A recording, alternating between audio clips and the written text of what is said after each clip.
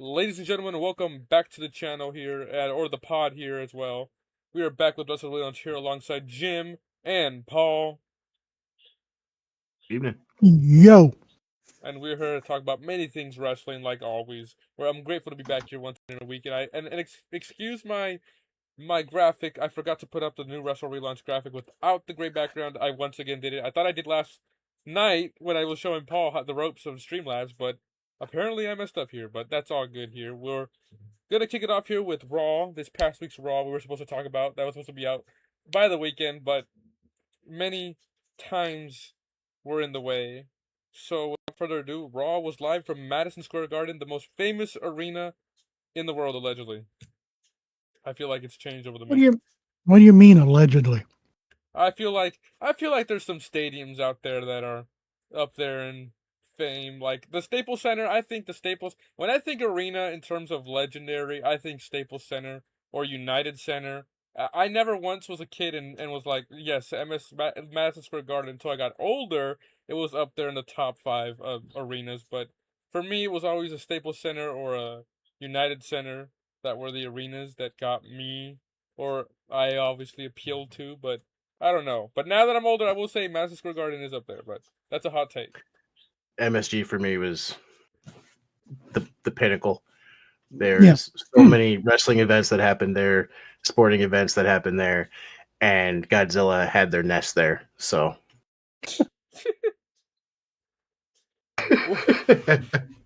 But without further ado, Raw was from MSG, and I did lose my notes, but I would like to start it off with a segment that had everyone watching and everyone in their seats, which was Obafemi and Brock Lesnar finally together in ring gear, standing toe to toe, eye to eye. Kind of, Lee. It took a minute, but we got there. But Paul Heyman and our Paul were there, watching along there. And Paul Heyman is speaking out against Oba, and is basically, Oba, you have, hyping up Brock and hyping up Oba in the back. But then Brock takes the mic away from Paul and says, F this up and let's get going. Oba, get out here. And what was it, Adam Pearce that came out, right? And said, no, nobody's coming out. We saw a lot of Adam Pearce tonight, ladies and gentlemen. We saw a lot of Adam Pearce tonight. But Adam Pearce came out and he came and said, no, I'm not, gonna lose a Mania match or risk losing a Mania match. This is my Mania matches that we have together. Which I like that implementation that they're building, that the GMs are building the shows, which is a cool little thing. Um, but then Oba's music hits, and Oba, I love that new. Did you hear that new thing that he added to his intro, like that first "ooh" at the beginning before the music hits now, and it gets the crowd more hyped up, and they start doing the chant too, along with the Oba chant, and he comes out, and I was like iffy with the how slow he comes out, but now this one sold me in terms of like I feel like his little strut took a minute, but now I got bought into it. What do you think, Paul? I mean, he's going to have to speed it up just a little bit for Mania because the ramp's going to Right. be huge. But yeah, no, I like it. It makes him different from everybody else. And it adds that. And then as he goes down the ring, security is coming out with Adam, is already out there with Adam Pearce or running out there. And man, Obafemi annihilated those security guards. Did you see that first security guard that went flying into the floor? Flat onto the concrete floor? I was like, holy Jesus, what a bump. And then he throws Adam Pearce, and I thought he was gonna suspend. They usually suspend anyone that touches an actual official that's not a security guard. I was like, oh, we're not gonna see him next week or what? He throws Adam Pearce into the barricade, but he doesn't rush to the ring, which I thought was an interesting touch. He kind of strut around the ring, teasing Brock Lesnar, right? Well, Ready for, excuse me, the commentators pointed that out too. They're like, nobody makes Brock wait like this. right. They usually get it. And I'm Yeah. like, oh, there you go. You're gonna intimidate Brock, so I guess there you go. And Paul Heyman too. Paul Heyman's faces are always so good, and the expressions always from Paul Heyman. And then they get toe to toe, And then the King of Kings comes out here. Paul, another Paul. Now there's 3 Pauls. There's a Paul here. There's a Paul, 2 Pauls in the ring, and the Paul is trying to break him up. And I'm like, is Triple H gonna take a bump here? I was really rooting for Triple H to get destroyed here, just for the fact of it. Paul, what did you think? Did you think he was gonna take a bump or something? I know obviously health issues and stuff with the Triple H, but I was really waiting for it. Yeah, I don't think he would, especially from one of those two, would be able to take a bump.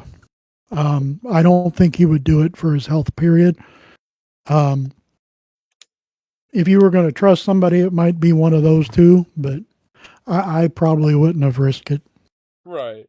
Hey, I mean, Mrs. Guerrero took a bump by JBL. But I would say. Mrs. Guerrero also was Mrs. Guerrero. Right. And she didn't have health issues like Papa H does. And yeah, even Mae Young didn't have the health issues that. You know what? Trips That had. is true. Yeah, that I forgetting that Trips has that actual pacemaker in him. But also, I know Paul wouldn't want to hear about it, but Ric Flair. Anyway, then they split him up, and I guess Paul was that scene, if I'm correct. I hate that I forgot my journal. Yeah, it's pretty much it. They But went I mean, split. that whole, even though they didn't touch, that whole segment is money. It's just building up the anticipation for this match. Now for this next segue, I want to hear your interest on this because I don't think we've ever talked about this new character that's been introduced into the ring. But we got a tag team match between Theory and Logan Paul versus the Usos for the tag team titles in a street fight, and then what was it, a New York street fight match they called it, or what they called it? Supposedly, yes. Yeah, Mm-hmm. and it's just the regular Extreme Rules match. So dumb. Well, I don't remember much plunder happening, but Right. maybe it's just me blanking because you also got new Uso music this week. Yeah, I liked it. What did you think about the new music? I don't care. As long as I wasn't hearing yeet every 2 seconds. There you go. Yeah, the new music and it keeps Jay from getting blown up by just walking to the ring. Yeah, you're right. They came out to the entrance ramp, so that was a cool thing. But it's a quote unquote Extreme Rules, whatever the hell you want to call it. And Logan Paul goes to the crowd to his mother and grabs his mother's purse. And what's in the purse? Knuckles. And who comes out? LA Knight, right? Or he's already out there, right? If I'm correct, he was already out there, and he takes him away, drops him, and he drops Logan Paul.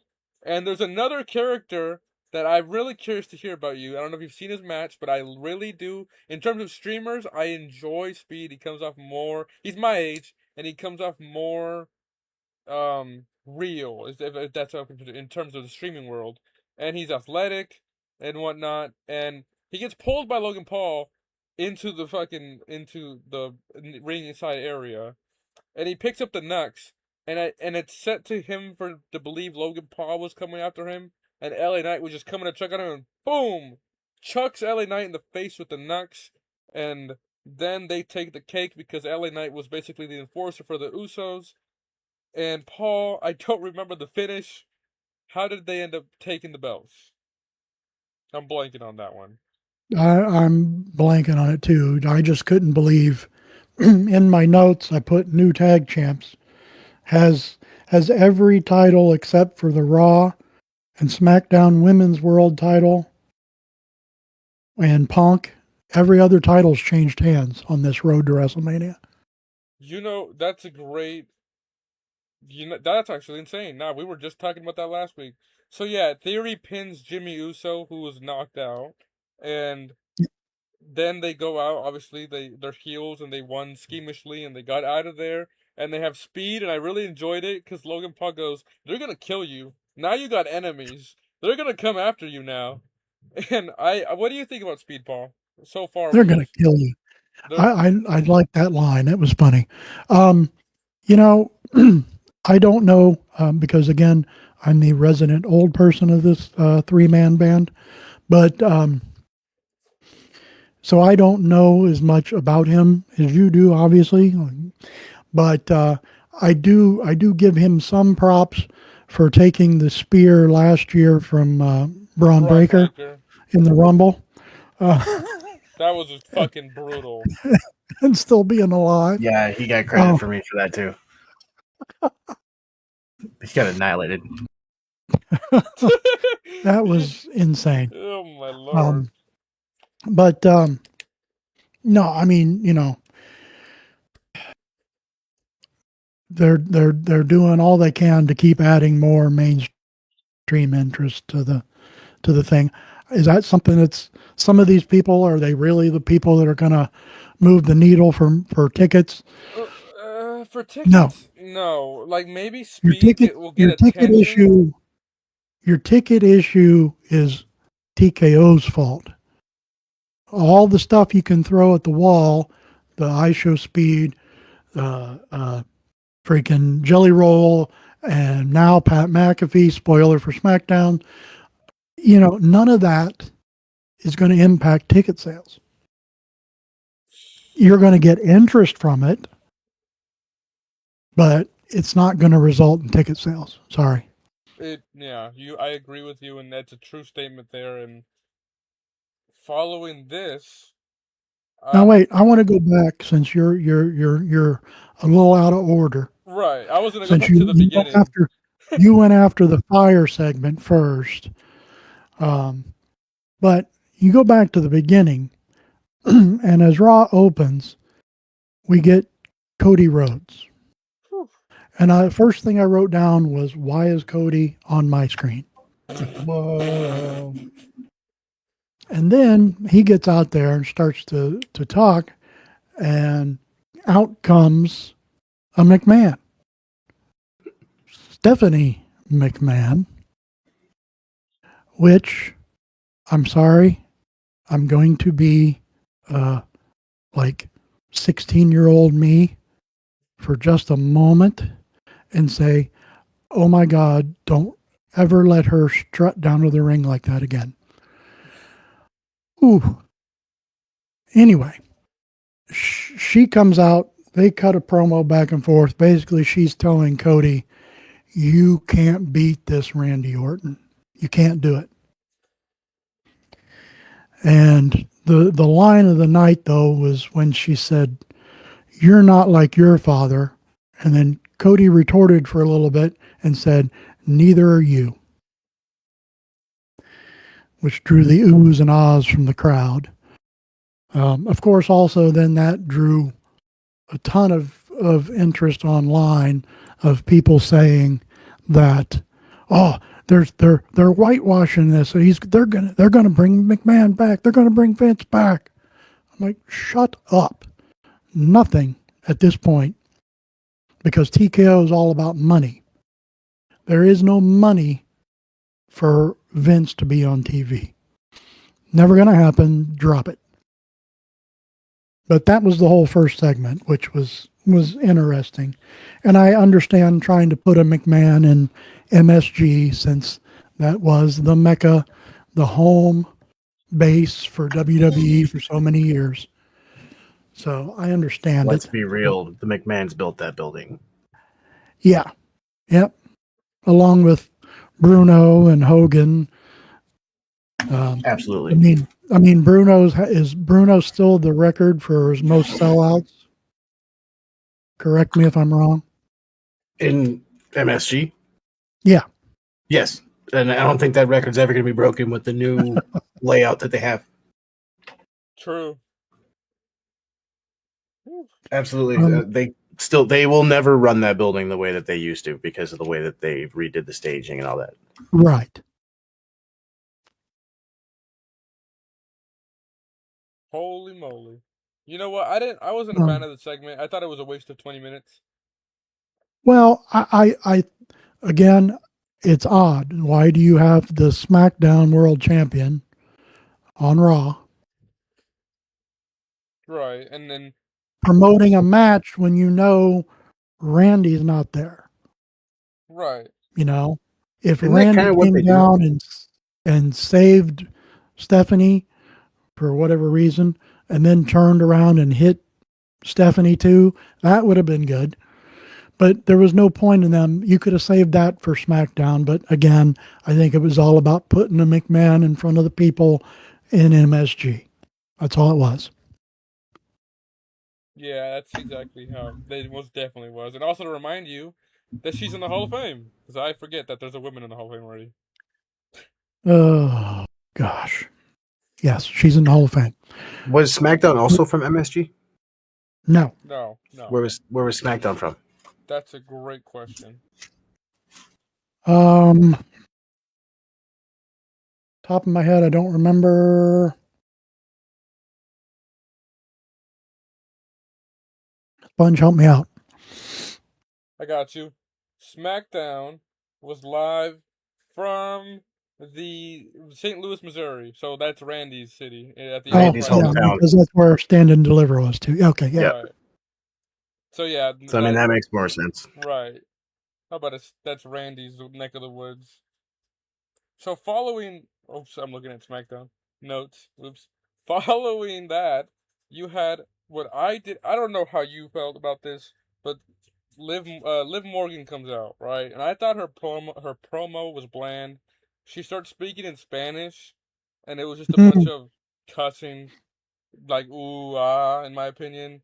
And then Stephanie comes out with a gam and just sags her, grabs a chair, and then gets beat up by the reportedly returned Roxanne Perez. Like this is my biggest issue with like writers in wrestling, like not like necessarily newsletter writers. I hate when I'm not huge on Roxanne, but like I hate when I already know when they're coming back. You know, do you guys know what I mean? Like, oh my God, Roxanne will be back at this MSG, and it's like not reported by the company. It's reported by Dave Meltzer, or whatnot, like 3 days before the show, and then it happens. Well, It's like I if think. Go ahead. if if Meltzer would have reported it, it would have been wrong. But True. anyway, yeah. I don't like. I like being surprised still, and I know it's hard for them to keep that from some people, not in this day and age. But when they can pull it off, it's awesome. Right. Super, but I thought this segment was bland in general. I'm not feeling this feud, but I'm feeling that Stephanie better not lose that belt. But this feud so far since she won the Rumble, it's just been all right. And Stephanie's had like 2 title defenses since she's had this belt, and it's just so it outrages me that yeah, I understand we're in the road to Mania and you're protecting everyone that's a champion or whatnot until we get to Mania, but everyone else has lost belts and re-won them. Like you said, so far, every other belt, besides Punk and Stephanie, now. So, I don't Yeah, know. It's a little weird. Punk, Stephanie, and Jade of all the only ones that are still holding on to their titles Alright, once dude. this road started. And following along that segment, there was a tag team match, right? It was Lash Legend, Nia Jax, and who were the other competitors in there? Because I know it got all mixed up. More people came out towards the end. Well, it got mixed up again, right? It was um, should have been Bailey and the Bird Girl Oh yes, Lyra and Bailey. that I hate. Sorry, internet. I don't like her. I Go ahead, Sponge. Sorry, just you reminded me that Lyra was there, and I was just like, the match, whatever. When it got towards the end, I don't know. I thought the Bellas were heels, and I was like, and me thinking they're heels. I'm like, why is Charlotte and why are they coming out at the same time, walking down the ramp at the same time, and whatnot? What was Charlotte wearing? And then they like stood in a line and like beat Lash Legend and Nia Jax up at the taking turns. I thought it was super weird. And there's this spot that Lash Legend does. Do you remember the spot where she has Lyra and she just starts jiggling her up and down the ring with her neck? I thought that was the goofiest thing I've seen so far on the show. I don't know how you felt about that, but it just got convoluted with everyone getting thrown in the mix. Like Nia threw Well, damn Charlotte or They Lyra into Charlotte and what's her name, Alexa Bliss, and then they started knocking out the others, and then I don't know. There was just I don't know if they're gonna do like is there a confirmed multi-woman match here? Is Nikki Bella yes, not hurt? I thought she was hurt. that's what I. That too. That's the first thing I wrote is I thought that one of them was hurt. Right. So whatever. I don't know. Yeah, they just kept playing up that all these teams are fighting over wanting the tag titles, and they keep screwing each other over to do it. I'm like, whatever. Um, I'm surprised the titles didn't change hands. Just Right, just that's with the another thing track I wrote. record, with the track record Yeah, of the yeah. yeah. Um, but yeah, I don't know. I don't like you know my dislike for Nia Jax.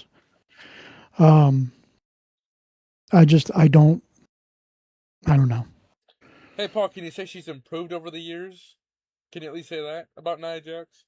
I think she's gotten more decent than she has been previously. I mean, she hasn't hurt anybody lately, There you go. which That's was the the track record for her for the longest time. But following this was the Oba and Brock, so now we'll resume. Pretend that the future didn't happen earlier. Following that was Penta versus Kofi Kingston. I thought this was a good match. I mean, Kofi did his job by putting Penta over and filling in for an IC Weekly Championship mid card match, it did its job. They did announce a ladder match between Penta, Javon Evans. Is Kofi in there too? Um, it's not 6 man. It's a 5 man tag team ladder match for the Intercontinental title. I didn't write. Let me see if I wrote it down. I'm pulling it. Oh yeah, it's Rusev, Javon Evans, Dragon Lee, and JD McDonough. I feel like the match was just thrown together and they said WrestleMania ladder match because I'm not Well, saying the folks don't deserve it. I'm just saying like they didn't do qualification. Usually they do qualification matches, but they just there we go. they just That threw that was them my together.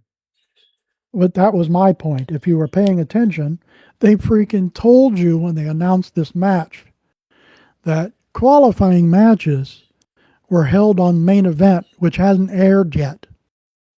So you're telling, yeah, because they aired the week after. That's the Yeah. so. What's the point of even watching main event if you just leak the results? And that would even have made sense. There's only two. Sorry, Paul. Because they wanted people to watch main event. That's why. There's 2 matches on main event, and there's 2 weeks, and what? I don't. So I guess that's 2 main events right there. You get your. So I'm assuming. No, I was gonna say it. What? I'm sorry. That threw me absolutely off. That the commentators said that. Yep. And anywho, this I called it. I texted you guys before I called it. Jim told me that I called it here. I think he called it, but Brock Lesnar. Paul Heyman comes out again. More Paul for 2 weeks. Paul can't stay away from the screen for that long. Comes out and all night, right? Adam Pearce has been following him along, saying, "Have you read my email?" Check your email. Check your email. Right, and he doesn't check the email, and he's too good for the emails and whatnot. And it's the new year, 2026 with emails. And then finally, Adam Pearce tells him, "Did you check my email? That all the charges have been dropped, and there's no restraining order on Seth Rollins." And Toodaloo, who comes out? Seth Rollins, and he's coming down the ramp, and that was like, this is we're gonna see Paul finally get destroyed again. This is gonna be so fun. And as he's about to take him more down, he gets dragged out of the ring. And who is it, Paul? Who is it, Paul? Who is it? Gunther. Gunther's back. After 3 weeks of us complaining about what he's gonna do for Mania, we finally have a plan. But I'm a little disappointed here. I've been wanting to see Gunther and Seth go at it, but there's no stipulation to it. I don't think there should be. But because they have one Raw to build this segment, this match off, basically. Like, how did Paul Heyman get Gunther to join is he joining the Vision? Or is he hiring him? Is he using him like as a favor, and then Gunther's gonna be like, well, I want to use a favor at SummerSlam and retire Brock Lesnar. Is that the route they're gonna go to in the future? Is he like they called him the what what was it? They said the Career killer. say again, Career killer. the career killer. So is he gonna retire Seth at Mania? They haven't really explained that any stipulation. Are they gonna build that up later like they did with AJ Styles? They didn't flat out say, retirement at flat out. Is Seth going Well, away? If so, I hope so. Go ahead, Paul. well, no, this is the same thing that we talked about before. Is you've booked Gunther into a corner with this Right. damn career killer thing, and that now every time he faces somebody, everybody's going to go, "Oh, he's going to retire Seth. He's going to retire Seth. Oh my God!" No, that's why they shouldn't have done the other two that quickly.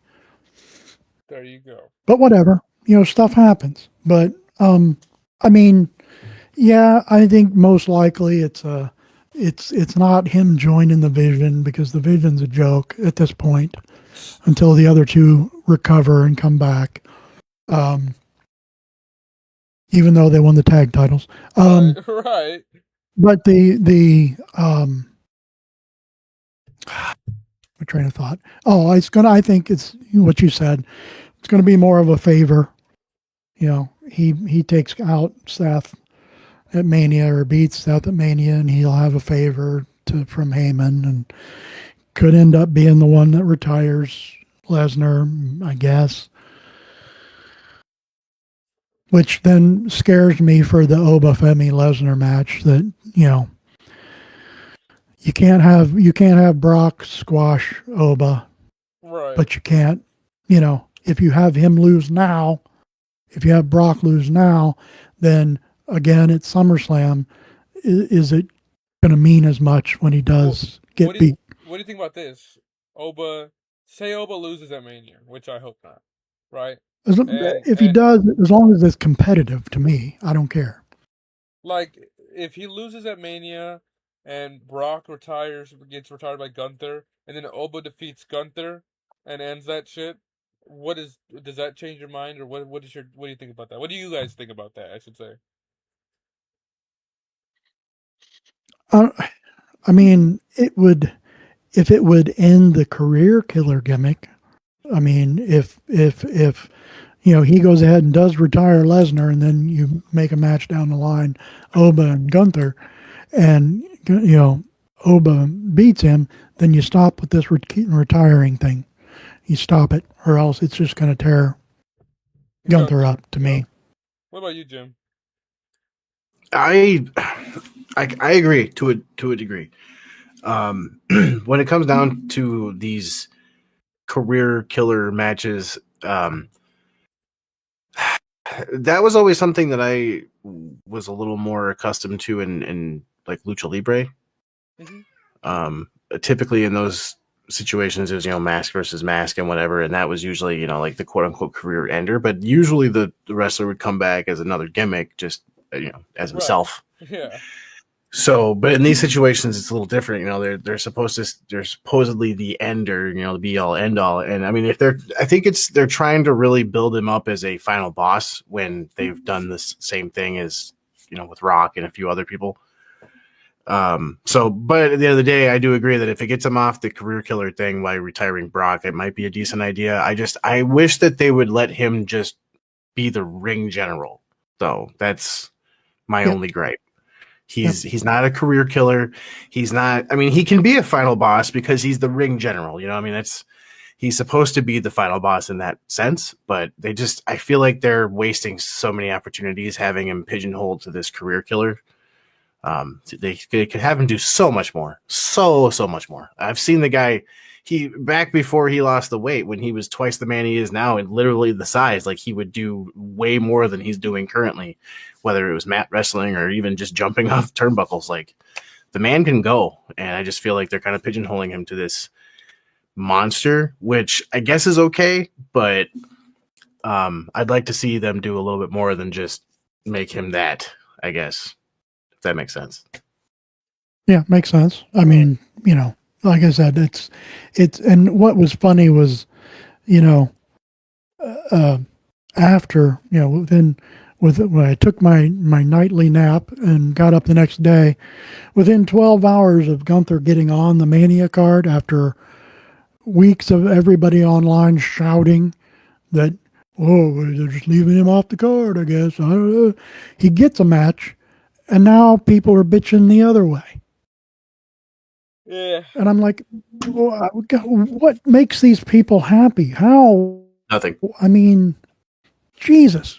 Well, Yeah, I understand it's 2 weeks away. I get that. It's not ideal. But the whole thing, a lot of their dominoes fell earlier in this road to WrestleMania, and they've had to make switches. Now, they didn't make switches soon enough in some cases, but what people want? I they feel like people want. don't really understand that they did just get rid of one of their main writers. Oh yeah. Well, are you talking about Road Dog? Yeah. I mean, he may not have been as integral as a lot of people think or he believed he was, but it's still, when you shake something up like that, that's a situation. A lot of times, especially in like the way that they do things, they have different writers for different segments, different wrestlers, different whatever. Right. Road Dogg, I guarantee at the very least, was a big part to a lot of those stories. And when you take a chunk of that story out, it's kind of like taking a brick out of a wall. I mean, it may not completely make the wall fall, but now there's a hole there that they've got to try to figure out a way to fill. So I'm wondering if that isn't a big part to why Mania is, unfolding the way it is, because all that dissension happened with Road Dogg, and now he's gone, and now they've got to scramble.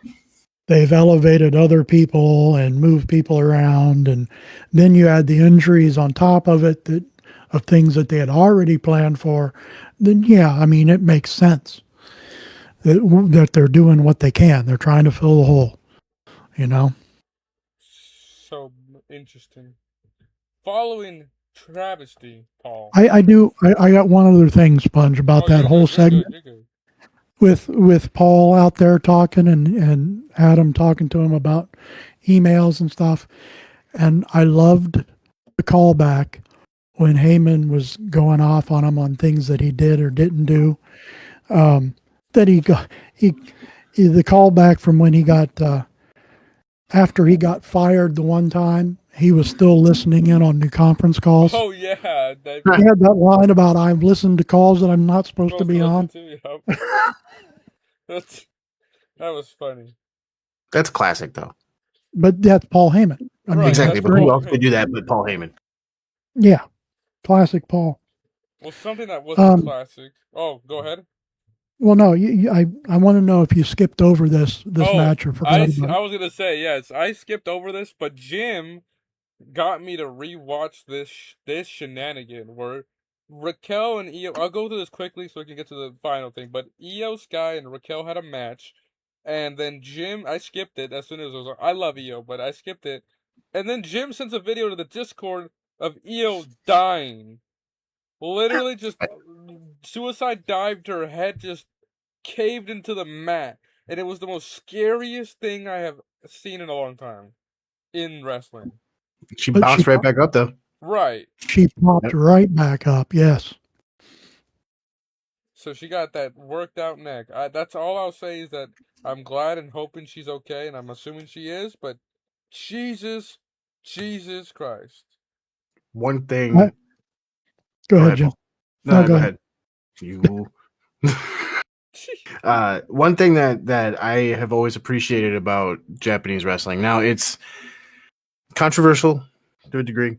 Obviously, we all know about CTE, and we know about people having neck issues and whatnot. People have had literally had career killers when it comes to neck injuries. But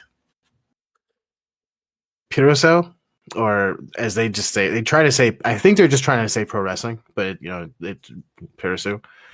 They train their necks religiously. Like, it's almost one of those things where the first thing they do in the morning is neck bridges, and they're doing weights, and they do all these things So that's why if you recall, if you look back, right, the Paul especially, I'm sure you've seen matches from back in the day where you've got these guys literally taking pile drivers straight up, bouncing off the top of their head. You can see their neck compressing, and then they bounce back up like nothing's wrong. It's because they have all that muscle.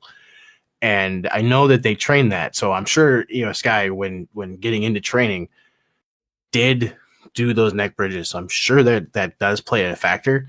That, and there is the neck chin tuck that you will definitely learn as you train. Your basic instinct is always tuck your chin, tuck your chin, tuck your chin. If you're in a moment where something bad's about to happen, that's the first thing that they're going to tell you is that if you see something bad happening, tuck your chin, because at the very least you don't want to land on your head. Right. So that is the type of stuff that makes you go, oh, and she got right back up. It was, I don't know, that was, yeah. I'm glad I got you to make you rewatch it though. Hell yeah, no, yeah. I set the finish. I think Raquel needs to stop doing that weird where she does that long choke slam thing, holds it up, walks around, and slams her. I'm not a fan of that. But someone who didn't get up was Roman Reigns. And the time was shrinking here, and I'm like, okay, I'm not gonna watch this live because CM Punk is gonna take 20 minutes, Roman Reigns is gonna take 20 minutes, but then I checked the clock and it's like 8 minutes till the show is over, and I'm like, what the hell is going on here? And Roman comes out there and says like 4 words, right? I don't remember specifically, but CM Punk starts walking out there with the wrist tape getting on his right hand, and he just goes in there and clobbers Roman Reigns. And now you just got this started. You just got this started. They have like 5 minutes, and then he retaliates against him. He throws him out the ring, but he reverses it, throws Roman out the ring, and now they're getting near the table, and Punk is just bashing with punches to the face, slams him into the ring post, and now the security, and we see Adam Pearce again, and now they're trying to break him away, and I liked it. He's breaking away the table, he's destroying everything around him, all that stuff. And then Roman retaliates and starts going after him, and he's about to powerbomb him through it. But then, what's it called? The security pulls him apart, and he hits Adam Pearce. Adam taking another small bump, not really much anything. And then he picks up Roman again, but then picks up Punk again, but Punk reverses. And this was funny as heck because as they're splitting them both up, I like how Punk's just like, "All right, I'm done. I'll walk away." And then a random, I don't know who that was. I thought it was Shane Helms, but it wasn't. It was a random person who gets speared by Roman, and then Punk GTS's Roman, and then he's looking insane. Like Punk's looking crazy. His face is looking crazy. He's looking at the crowd, and then he picks up Roman and pushes him to the damn table, and Roman did not get up. But Punk is still going senile old man over here, losing it, feeling the rage. He's just spewing nonsense. He crisscross applesauces near Roman, and I really love this touch where he goes Roman Reigns, and he's just in his ear while he's sitting there crisscross applesauce, and it was hilarious. Paul, what did you think of the segment? I mean, it's they can go back and forth, you know, on the mic. Right.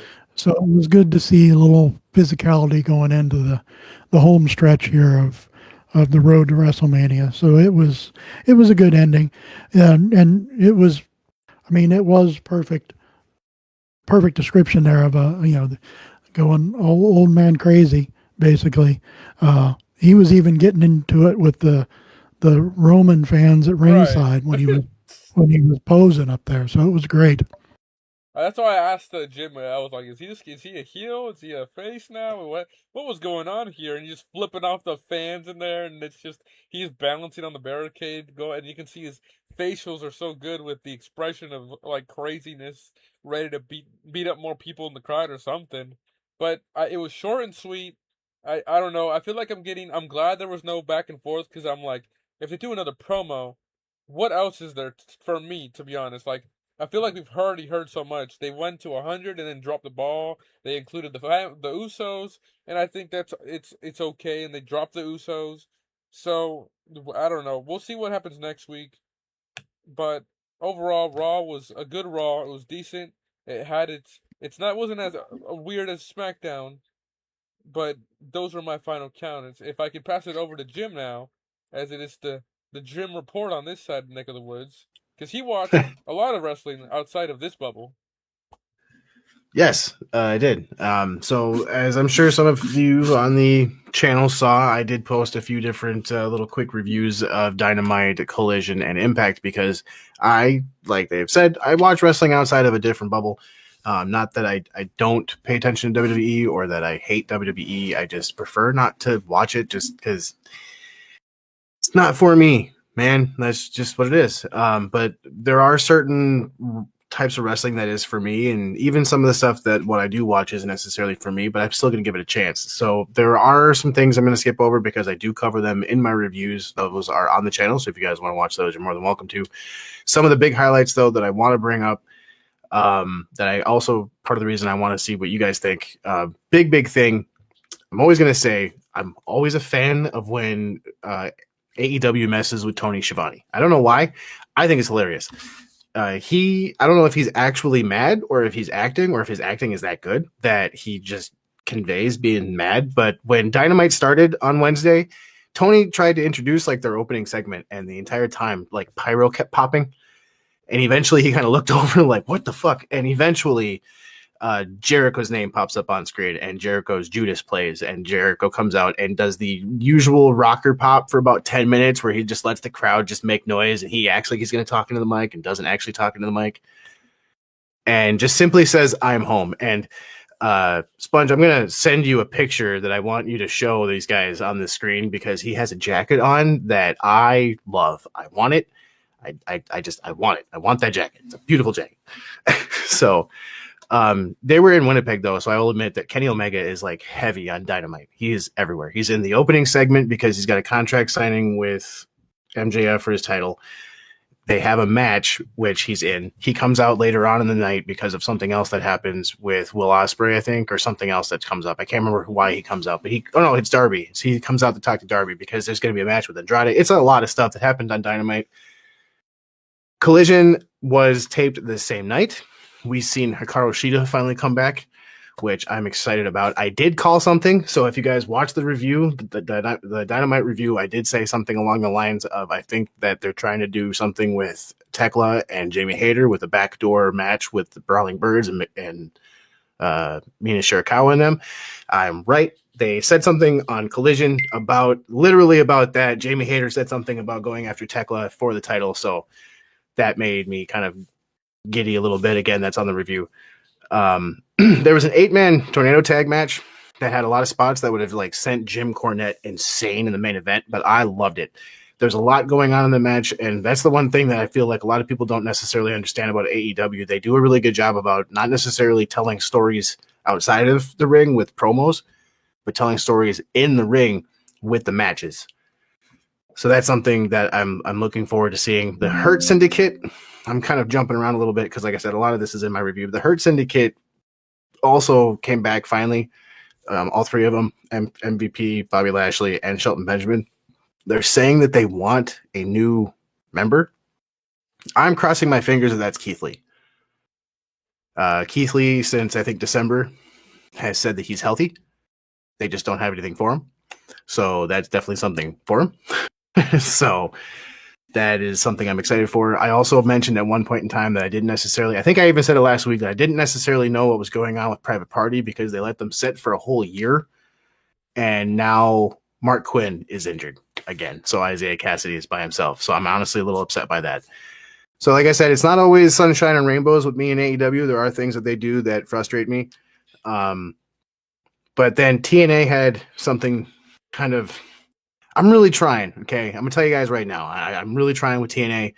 You guys have a little bit more knowledge of TNA because of their interactions with WWE as of late. I dropped them at one point, and when they came back to AMC, I decided that I was going to get back into them. I'm really struggling to keep with him. There are certain segments that I'm really about. I've been a Santana fan for a while, so the Santana match that he had with Macklin at Sacrifice did not go the way that they wanted. So I'm kind of hoping that this thing with Eddie Edwards pans out. It was really weird. They kind of looked like they were crying in the main event. So to be honest, I want to hear what you guys have to say about the AEW stuff. And then eventually I want to hear what you guys have to say about TNA, because I just want to know what other people think about TNA lately, because like I remember when they started. So For me, TNA, I yeah. haven't been really watching as much. I'll watch when they cross over. Like Leon Slater is one of those guys that I do. The X Division champion. He impresses me. He's a young guy, really good in the ring. I've never seen any of his mic stuff, but he has. I'm assuming it's not the greatest from that, He's young. but right, he is young and he's more of telling stories with the athleticism in the ring. Yep. When it came with Santana winning the world title and Joe Henry and all that stuff, whatnot, I had no issue. I feel like I had an issue with Joe Henry being the TNA champion. Joe Henry, I like Joe Henry, but Joe Henry I'm a fan. is just a character who can go in the ring, not a world champion just because the crowd. Another Jey Uso in my opinion, but better than Jey Uso. Can't compare him to that, but I don't know. Same with him as being the NXT champion, I just fucking despised it. But because you have talent like Ethan Page and Ricky Saints in that company, but with the tag team titles, I love the Hardys. I know they're big names, but the Hardys are very outside of their young era and their middle age era, and I believe that the title should be on someone else or someone younger just to elevate them with that. But that's my take on TNA. In my era, jeez. Yeah, I mean, the Hardys are the reason I got into wrestling, or not like I was already into wrestling, but they're the reasons that I started wrestling. That's common. I think I've mentioned it before. We've talked about it. There's something that everybody's going to hear from me when it comes to my origin story, my lore. I heard the stories about what the Hardys did. They had DVDs talking about it. They had all this other stuff. I basically did the same thing. I carbon copied it. I basically tried to do exactly what the Hardys did to try to go into wrestling. Even down to all the dumb stuff that Jeff did, although Jeff, he's a lot more limber than I am because my body gave out. But no, I agree as far as the Hardys go. I like the Hardys. I grew up with the Hardys. I'm always going to be a Hardys fan. I have all kinds of memorabilia and stuff of theirs, but I agree they don't need to be the champs. And I genuinely thought the whole point to the betrayal that sacrifice was them losing it.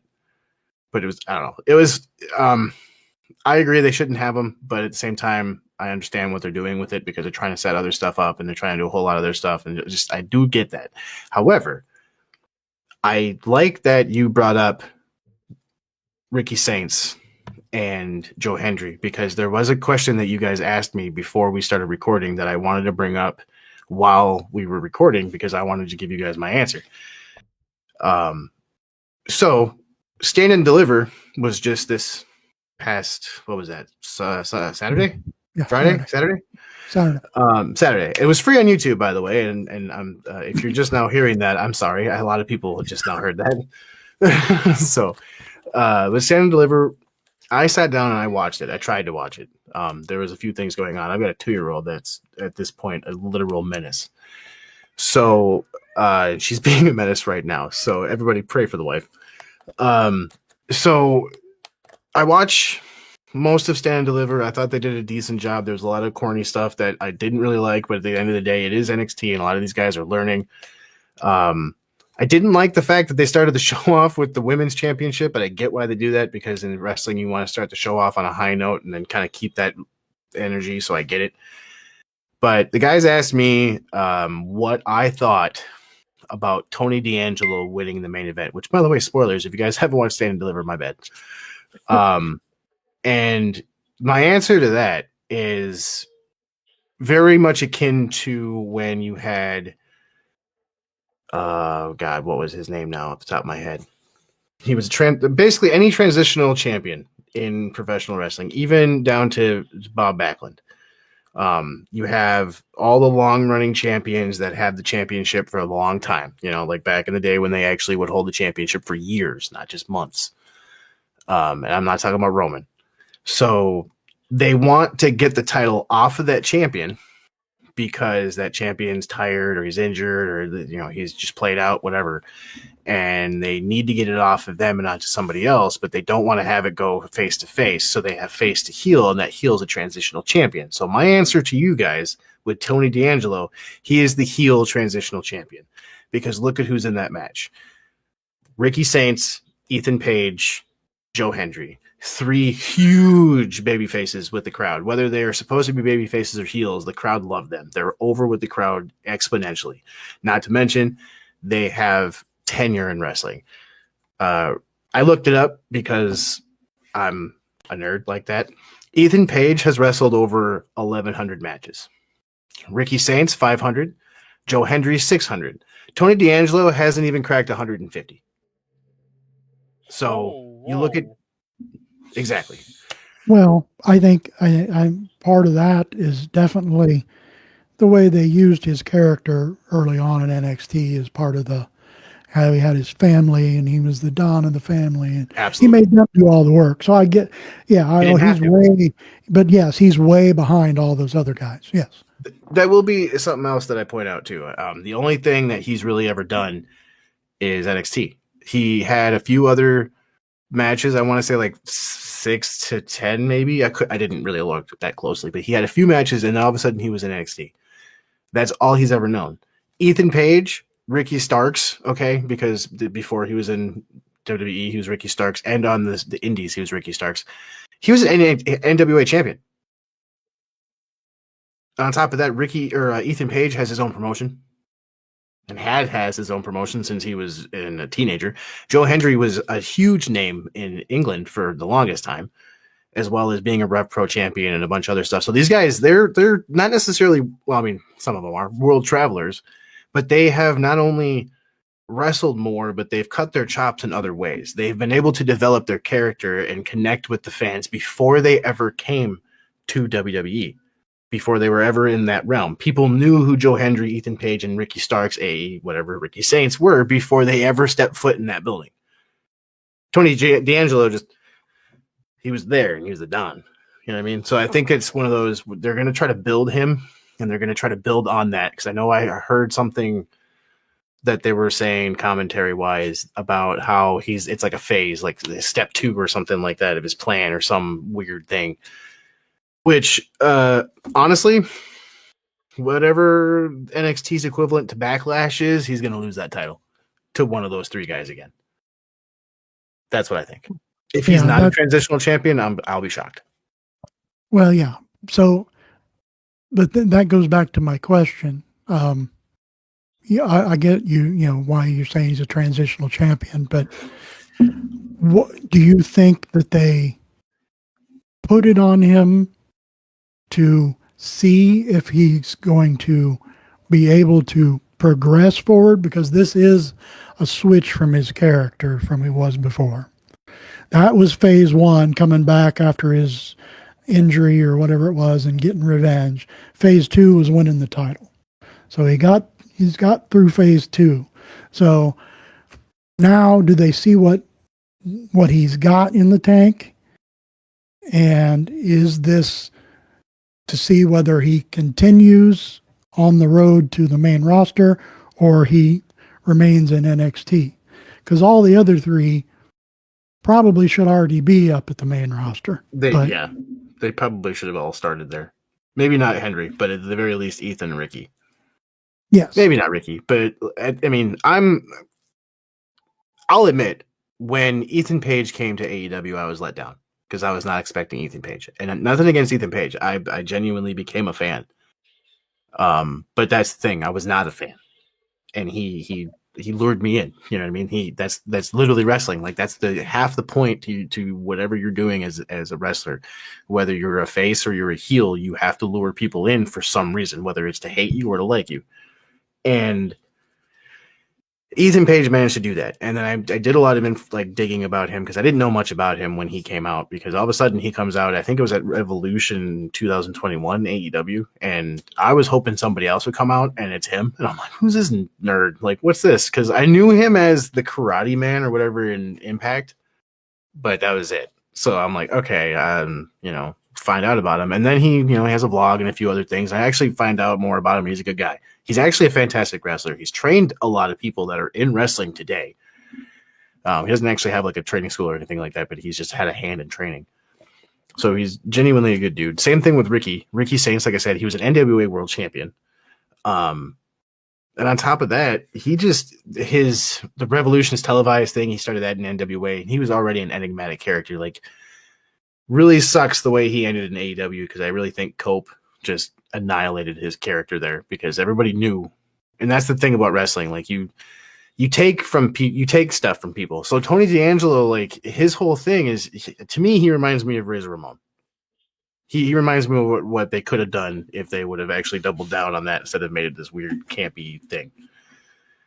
So I would love to see them have a complete gimmick change for him. Not necessarily in the sense that he doesn't continue being the Don or whatever, but I think they should make him be a bit different than the way he's been going. Because now that he's the champion, they should really make it be like now he's got the gold, now he's got the power, now he is the Don, he is the power. Whether he's going to be transitional or not, I want them to do that because that should set him up, or at the very least the next year, because that's literally what they're supposed to do. If Stand and Deliver is supposed to be NXT's WrestleMania, that's them starting the year once the show is over. Their new year has begun. So even if he's a transitional champion, they should build him up like he's the next Oba Femi, even though, I think they're probably about the same age. But like they're so about Oba with the way that they're designing him, and you guys are talking about how he's got to do his entrance and stuff, and they've really built him up as this big thing. They need to do that with D'Angelo, regardless of whether they take the title from him or not. Because he needs to be the next big thing in that sense, because the only way people are going to believe it is if they act like they believe it too. Because otherwise people are just going to know. Like, they're just going to look at him and be like, nah, you're just a random. You ain't going to hold the title for long. You're just a Kane. That's how I feel. I don't know. I feel like Tony's been with NXT for so long. I'm just grateful it's off Joe Henry, but I would have rather it landed on a Ricky or an Ethan, in my opinion. I don't I know. like Joe Henry. That's my problem, though. Oh, I I like like Joe Joe Henry. Henry, but His music lets me annoy my neighbors whenever they're being loud. So, like, I like Joe Henry. well, Paul, how are you doing with time, Mister? Yeah, I'm getting close, How close are we? real close. Well, would you like to, Jim? Would you like to speak about any other worldly wrestling? um, there's I was trying to find some information about it to kind of know more about it, but it's I don't read Japanese. But Gabe Kidd has popped back up in New Japan. Those of you out there that know about it, Gabe Kidd literally at one point was in an interview saying all kinds of things, F New Japan, F so and so, and all this other stuff, and then all of a sudden he pops back up, basically declaring war on New Japan. I think that it's an angle. I hope it's an angle because it would be really bad If it look. wasn't, right. Yeah, because they do have that pay-per-view. They have the Forbidden Door pay-per-view and whatnot. So I think that's an angle. So that's something that I want to keep an eye on because Gabe Kidd is an animal and I love it. The internet is still popping off about Leo Rush's Blackheart thing. And I think it's funny because he, for the last, like I said last year, has had a video up explaining the Blackheart. Right. So I'm kind of waiting for people to find that because I've been watching the view count to see if people find it because, like, it's there. But yeah, other than that, Dynasty is going to be this next Sunday. So depending upon when these guys get together, I may or may not be here. So, but I will definitely have a full report after that. So other than that, I'm just happy that wrestling is wrestling. I'm still waiting to find out when the hell MLW Fusion is going to be and where. Right, where they're it's gonna be taping, streamed or televised yeah, or released. they're taping it. I just have no idea where they're releasing it and stuff. Yeah, Where it'll be. I'd like to yeah. I can't wait to see Kenny and MJF. I really want to see what that's gonna Oh, look that's like. gonna be fun. What's gonna look They're like. billing that as the devil versus the wrestling god, and Right. yeah, I'm looking forward to that. I'm gonna be around. I'm gonna be watching it on HBO, so I won't really be in like a YouTube thing. So I don't really know if there's anywhere for us to sit down and chat while I'm watching it. But I am definitely going to be around to watch that because I watch all my wrestling on my computer, so I can write on my desk. So, That's really cool. but yeah, I'll be around. So if there's a way, I'll find a way to, I don't know, do a watch along or something if they let me. I don't know if they will, but We'll allow him this once. No, I'm joking, but that's definitely up there with as long as you have all that information. I'm sure we gave you all that information, not to the crowd, but to that note. But We are short here on time here. Paul, would you like to speak about the opening segment of SmackDown so you can hear my thoughts before we get out of here? Well, obviously the opening of SmackDown was in his hometown, Mr. Randy Orton coming out. Drew Cody out. They started to fight. Cody started to get the better of him. And then the voice on the other end of the phone appeared. And it turned out to be none other than Pat McAfee. Which I am in the minority here because I like it. Now, that being said, what's come out afterwards of why he's been inserted into this makes me not want to like it. There you go. There it is. I think I like the promo that Pat McAfee cut there. Like I heard everyone was reading that it was unscripted or whatnot, and I enjoyed it. He just like said after the lowest ranking SmackDown episode with a what was it, a plain champion or just a placeholder champion at whatever, just to have him there again, and with these constant bad SmackDowns again and again and again with the product. I was like, Jesus Christ. That's a good statement until he said about chose to be along with Randy because he bring back the Attitude Era feel or whatnot. But it didn't lose its spark. The promo was good. It's just why Pat McAfee? But at least Pat McAfee can go. If he wrestles, he can go. But I'm just scared that we already have Jelly Roll in this thing, and now we're adding another celebrity, sports celebrity, Pat McAfee. So are we gonna have like a Travis Scott event, but with different characters? Like, what's the mix here? What I don't know. How are y'all feeling? I'm feeling lost here. I lost interest in this after that, and I'm gonna be so real. But Well, I don't think, honestly, I've heard other people say that online. I don't think you lost interest in it.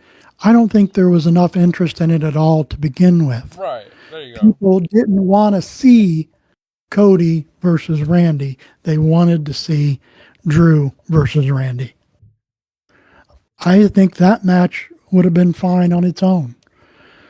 Now, it's come out since Friday that the addition of Pat McAfee, which again, I agree with you, he knows what he's doing. I liked his announcing. He did wrestle before. I'm not talking about the match at WrestleMania. I'm talking about the excellent work he did with Adam Cole in NXT. Yeah, he can wrestle. I've seen it. He actually can. Yeah. But but he can go. He can talk. The promo was fire. I think he's drawing a comparison to the characters of the Attitude Era. That's Randy Orton now. And I don't think he's saying, because obviously Randy was not in the Attitude Era. Right. But the promo's good. I don't want to see him or Jelly Roll involved in this match at all. I don't even want to see him come down to ringside with him. It doesn't make any sense. But since we've learned since Friday night that he was added at the insistence of TKO, which is another problem with the current WWE product, is there's too much influence from TKO. According to people that have talked to PW Insider, said that it may have come as far up as Ari Emanuel, who is also, coincidentally, Pat McAfee's manager. So Ari Emanuel is looking at it as a promotional tool to promote WrestleMania as well as ESPN or whatever, to draw those closer. I understand what you're trying to do, but you're inserting something in there where people were expecting a whole different thing, which goes back to the same thing with Danhausen's debut. They were expecting a whole different thing with that box. Now, since then, they've been able to turn that around because Danhausen's great. but Love that Danhausen. Yeah. but you know, they've got a storyline going, and you've got everybody going. Okay, it could be this person, it could be this person, it could be Kevin Owens coming back finally. Oh my God, yes! And then it turns out to be Pat McAfee, which pisses everybody off. And then it pisses everybody off more when they find out it was done at the insistence of TKO. That's, again, more people that aren't in the wrestling sphere should not be doing nothing with the wrestling. Yeah. So, I've only got two things but for this that. also begs the question for me is I know everybody's been bagging on Triple H. Do we think that not all of it is his fault, and maybe some of it is he's getting pressure from outside? I've never been against that because I definitely believe that the Rock Bull nonsense of last year was definitely because Ari Emanuel is the Rock stem, also one of his managers and whatnot, work business partners. So I would agree. So Jim, did you have something to say? Yeah. Well, I was just gonna point out one thing. Kenny Omega recently said something along the lines of eventually at a WrestleMania it's gonna be Logan Paul versus the Mr. Beast, and that made me chuckle because I agree with you guys. Because if that could happen, if they keep with this wrestling outside of wrestling people, but I will say it seems to me as someone who did grow up um, during the Attitude Era that there are possibilities of the comparison that it's just like the reveal is similar. That's about what I was thinking. Because what's the most prolific reveal in Attitude Era? Vince McMahon as Right. the higher power or whatever. But there's also, like when the gobbledygooker, the big egg, and that was a letdown. So I think they're just falling back from the 90s. That's all. I don't know. It feels weird, but we have hit time just so Paul can say sayonara from here. Sorry we kind of felt rushed here. If you guys have made it this far, let us know which part was your favorite. Do you like how it's building? Do you do not like how I do, not like how it's building? Do you prefer the other companies, the main companies? You let us know. Paul, Jim, I hope y'all had a good time as well. And I'm glad that you guys are able to have your short segment moments, which I'm excited to see more of, which is pretty wicked. I may add my own along the lines. Maybe I'll watch a random promotion that no one's ever heard of and talk about it. But those are my That'd be final fun. things. Jim, Paul, Go ahead, Jim. Yeah, just looking forward to what's coming up in the next couple of weeks, both from the stuff that I pay attention to and from WWE. So make sure you guys pay attention to what's coming out. Paul's segment's fun. My segment is chaos. Chaos.